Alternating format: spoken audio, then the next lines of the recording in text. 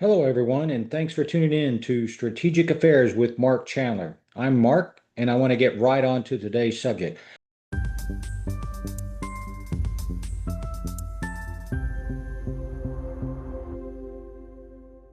But before I do, I need to pay a couple of bills and just remind you that Strategic Affairs with Mark Chandler is here to inform you of events around the world that could affect us, our national security, and our national interests. While they may be happening over there, they can affect us over here.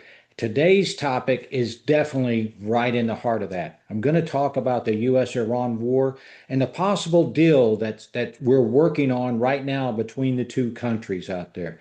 Now, as I've stated at the episode one, we're going to approach this with a fact-based approach from an intelligence perspective. And if I've got opinions, then I'm going to state that I have opinions buried in there. I think today I'm going to cross the line a little bit and use some of my intelligence background and make an informed opinion and proposal as we work our way through this process. If you want to look at any further information, please refer to other episodes or go to our CASIL website at mark-chandler.com. But without any further ado, let's get Marine Mark really going today on what's happening out there. Because I just came out of another interview and I've done about 8 interviews in the last 7 days. And the same question is asked of me every time. Is this a good deal? What is a good deal? What does that look like? What should we be looking for? And I approach that answer the same way every time. And what I use as a background is my previous episode that I hope you've reviewed on strategic, operational, and tactical decision making. So let me get right into what I believe a good deal looks like. And there's 5 key points that I have. And I'm going to go briefly over those, and then I'm going to come back and give you some detail on that. Again, it's 5 key points, but they are embedded in many other deep issues. I am not going to pretend that these are the only 5 issues that we need to be concerned about, but these are the issues that affect us operationally and strategically. If I were to be in the State Department, I know there's a lot of different things I've got to focus on and things we have to work our way through. That is not my intent to make this, an all-encompassing deal, but these are the 5 key points that I want us to focus on. Eliminating their nuclear weapons threat, eliminate and degrade their missile and drone threat, end some capacity Iran's ability to destabilize the Middle East as it has for the last 47 years. You know, end Iran's control of the Strait of Hormuz, eliminate their ability to do that. And finally, and something that I haven't heard anyone mention, is limit Iran's ability to rearm and remilitarize itself. Our military forces have done a phenomenal job of degrading Iran's offensive capability. They haven't eliminated it. I don't want to blow smoke over anybody and say that Iran's offensive capabilities have been eliminated or destroyed. They have not, as proof by the missiles that they continue to launch or the drone capacity that they launch. However, it has been severely degraded, right? There is no reason for them to have the offensive capability that Iran possessed other than to wreak havoc over that entire region. We have to have some mechanism to not allow them to rearm. So let me go back into the details. Eliminate their nuclear weapons threat. I would say that through our successful military operations, going back to last June of 2025 in Operation Midnight Hammer and what the Israelis did for a few days in June, severely degraded Iran's nuclear weapons capability and capacity. It knocked it back 5, maybe 10 years to come up and have a weapon. It did not eliminate it. I want to be careful in your understanding of that. So, what we need to do is first eliminate that.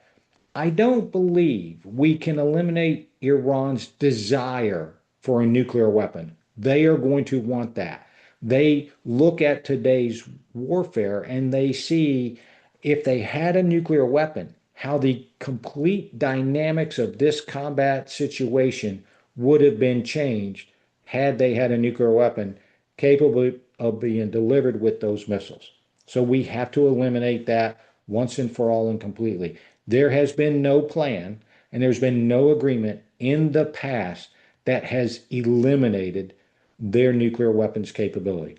So we have to go in, we have to find all the uranium. Some of it is buried under mountains such as Natanz and Isfahan, right? So we have to go in and find that. There's likely that some was removed from those sites before being attacked to secret locations. We have to find that.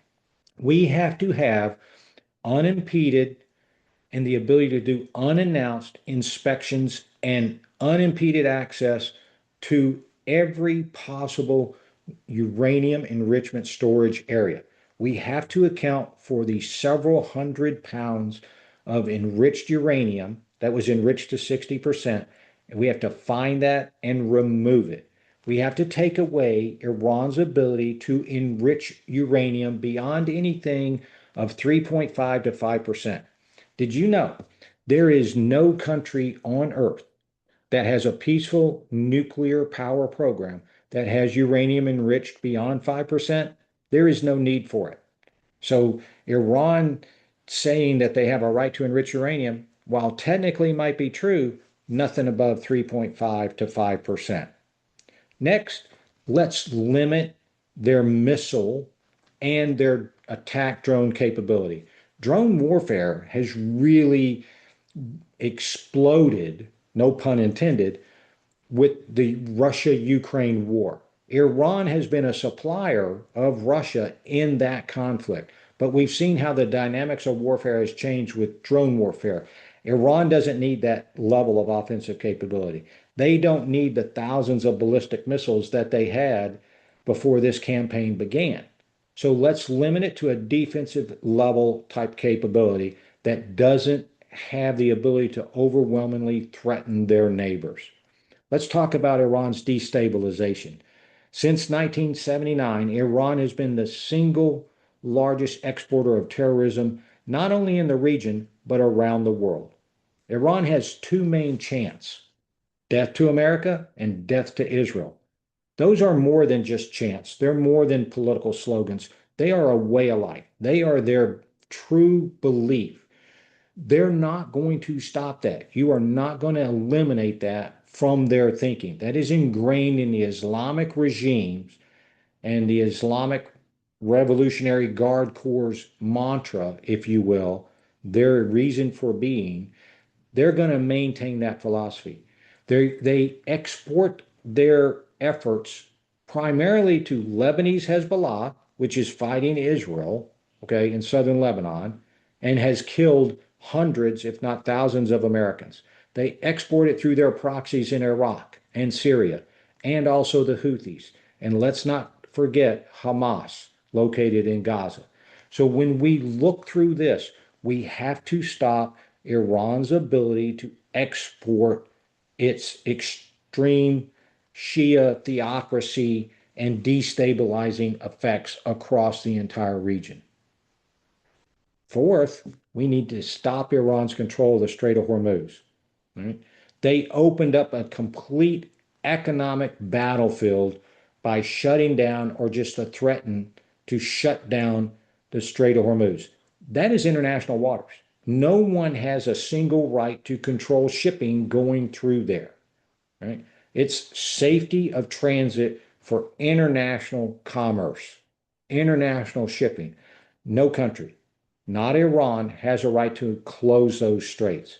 If we allow Iran to remilitarize, if we do not remove that threat, if there is not some sort of punishment against their ability to control that, then what I think you're going to see are more destabilizing effects for the next 47 years because Iran has changed the dynamic.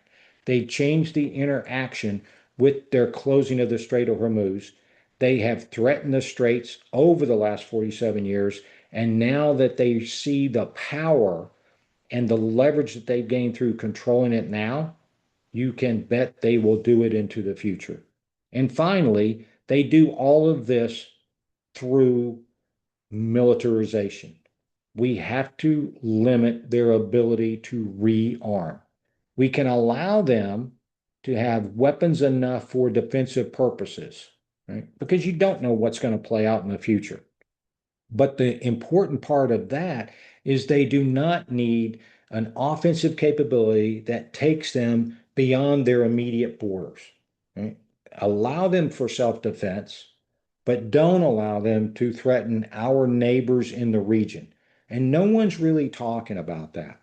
So when we look at this, you can look at the immediate decisions. But I've got a question to ask you. What legacy do you want us to leave? Do you want us to leave an emboldened Iran with the ability to threaten your children and your children's children into the future? Remember, for 47 years, Iran has been the single most destabilizing factor in the Middle East. So you can look at that. For 47 years, multiple administrations have had an opportunity to stop this. I have fought 2 wars, and involved in those wars, Iran has been a sideshow in some of that. Iran has affected our military operations. They have killed American military personnel. They have killed American citizens. Do we allow that to continue into the future? And so those are part of that strategic, operational, and tactical decision-making process that we discussed in previous episodes. So I want to thank you for taking the time to listen. I got a little direct with you today. This is something that is important that we look into the future when we're making these decisions. And I just want to point that out. Again, you can tell part of this is my opinion. But what I like to think that I presented to you is a historic and intelligence, fact-based assessment as we walk through of things to consider when making these decisions. Let me pay the bills real quick. Thank you very much for watching. Again, this episode was focused on the US-Iran war and possible diplomatic solution to that. But we need to think in the long term. As a reminder, you can hear us on Spotify, or you can go in and grab an episode off of YouTube. If you are interested in anything deeper, you can go in and look at our website, Casil Chandler Associates, for strategy, intelligence, and leadership. You can go there. You can look at some of our interviews, some of these interviews that prompted me to do this podcast today. You can look at our newsletters that we publish monthly, or any of our other writing. Again, thank you and have a great day.